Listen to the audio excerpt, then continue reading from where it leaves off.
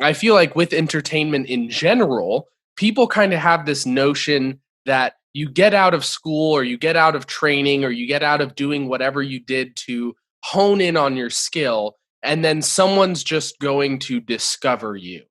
I feel like that is the general consensus or understanding of someone who's coming into that world. Am I right there? It can be, yeah. It's kind of like The Secret, you know. Right. It's one thing to just put out, you know, what you want in the law of attraction, but you got to do the work, man. You got I to go couldn't out agree there, and more. you have to be strategic about it. You can't just enter the world. You have to have all the things, all your ducks in a row. Right.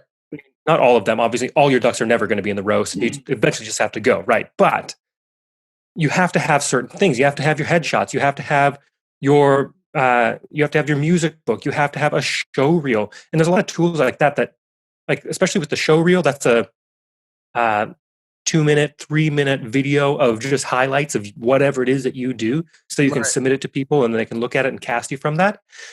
Those kinds of, like, a show reel was never taught you need one of those, but I've booked more work off of my show reel than I can freaking count. So it's one of those things that you just learn as you go, but we need to highlight these things so people don't have to stumble over their feet. But yeah, so many people think they come into the industry and they're going to just magically get work because they're just so talented. Look, it doesn't matter how talented you are, you have to put yourself in front of the right kind of people, and you have to show up consistently and do it. And you need to know what steps to take. It's hard work, man.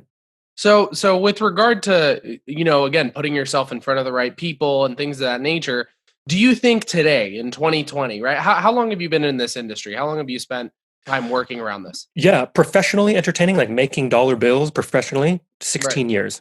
Okay. So now compared to 2004, right? Right. In 2004, I would presume that someone would tell you, hey, you need to go to one of those bigger cities where there are a lot of Yeah. opportunities for this kind of a thing and go do that. Is it the same now today, or can someone from anywhere across the world, anywhere they are, Mm. find a way to get gigs and get booked and get jobs? Right. Well, due to COVID, thank you, COVID, it's an interesting world right now. Right. The whole industry is basically gone flat. Nothing's really happening, especially in a live performance setting, right? Just barely starting to come back in some places. But COVID has forced us all to innovate, and the digital world of this industry is really picking up, and it's still finding its footing. Right? They're having digital reads, digital auditions, and I mean, film acting has already been digital for quite a while. They've got this great website called Actors Access. You go on there, you see all the different posts or different roles. You read the sides, you film them, you submit them, and then whoever's going to the producers or the casting directors will review that content.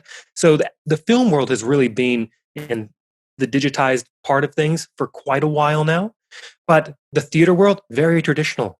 You know, you gotta, because it's live, you kind of have to be in that city up until this point. But from interviewing different people on my show, it's becoming quite clear that a lot of these, even Broadway productions, they're going to start stretching out their arms and being like, we don't need to actually just see everybody in person anymore. We're open to getting submissions, opening it up to the whole world. And the cool thing is, when you're working at that caliber, if they want to see you in person, they'll fly you there. They'll pay for your ticket, Oh yeah. Oh and they'll yeah. take you to the city, and they'll see you. So the whole idea of using technology, yes, it's happening. It's 100% moving in that direction, but it's still finding its footing in the live theater world for sure because COVID. Um, but yeah, as far as moving to cities, it certainly helps to be Okay. in that hub. But what I will say about being in hubs is that you need to figure out where you want to be. You know, a lot of people go, all right, I want to be an entertainer. I'll go to New York City because everything happens in New York City. And you're absolutely correct. Everything does happen in New York City. Right. But what a lot of people don't ask themselves is, what do you actually want out of your entertainment career? Mm, People rarely ask themselves that question. I didn't ask myself that question until way later into my career, because we all want different things. Some people want to be on Broadway. Some people want to be musicians or DJs or film actors or be on a sitcom or something like this. Everyone has their own idea of what they want to do, and every market, and market being New York, Chicago, Las Vegas, LA, Dubai, UK, something, right? Right. Everyone has a different thing that they do best and they cater to really, really well.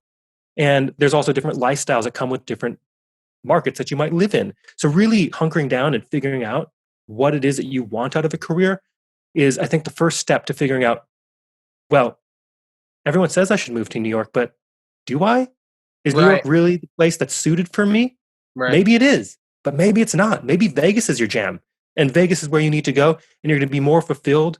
Because I find when you ask yourself those questions, you become more clear about what it is that you want, that you show up, you have a more clear mission about what you're going forward to every single day, but also you're going to be lighter, you're going to be happier. And that energy, that is what really gets portrayed in the casting directors. The people that can actually hand you that contract, they see that.